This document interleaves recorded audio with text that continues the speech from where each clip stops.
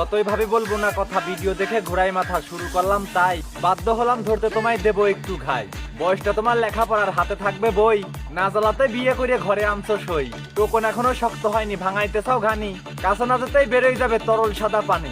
আনছো ঠিকই চিকন চাকন কচি একটা মাল, ডলাডলিতে কাজ হবে না, চেষ্টা হবে খাল। বিয়ে মানে জঙ্গাল ঘাড়ে বাইতে হবে মই, ভাত কাপড় না দিতে পারলে ঘরে থাকবে না সই। কর্ম যদি নাও থাকে তাতে প্রবলেম নাই, এসব ছেলের জন্য এখন আছে একটা উপায়। ইনকামের সোর্স না থাকলেও বউ আনবে ঘরে, বাজারে তুলবে নিজের বউকে, শরীর দেখবে পরে। শাড়ি চুড়ি কিনতে কিনতে চোখে দেখবে ঝাপসা, কাজ করতে পারবে না সে, বউতে করবে ব্যবসা। বউ দিয়ে সে ব্যবসা করবে, ভেবেই রাখছে কবে যে কোনো এক সিস্টেম দিয়ে শুরু করতে হবে। নতুন বউকে ক্যামেরার সামনে জব্দ করিয়ে ধরে, সোশ্যাল মিডিয়ায় ভাইরাল হতে অশ্লীলতা করে।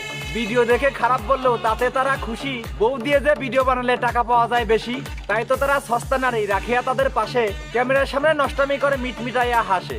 বউয়ের শরীর প্রদর্শন করে ক্যামেরার সামনে ধরে, কাপল ব্লগ নামে তারা অশ্লীলতা করে। এমন ছেলেদের পরিবার নাই, রাস্তাঘাটে জন্ম, কেমন করে বুঝবে তারা নিজের বউয়ের মর্ম। ভিউ কামানোর আশায় তারা ভিডিও বানায় বাজে, টাকার জন্য নিজের বউকে বিলাই মানুষের মাঝে।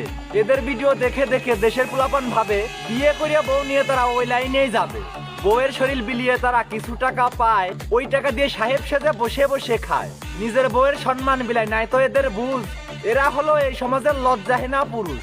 এদের সাথে সঙ্গ দিচ্ছে যে সমস্ত বউ, আসলে তারা ছন্ন ছাড়া পরিবারে নাই কেউ। যে সমস্ত কাপল ব্লগার অশ্লীল ভিডিও বানায়, এসব তাদের স্ট্যাটাস আর বংশের সাথেই মানায়। বিনা টাকায় স্বাদের ব্যবসা, নামটি তাহার বউ ব্যবসা। নিকাল।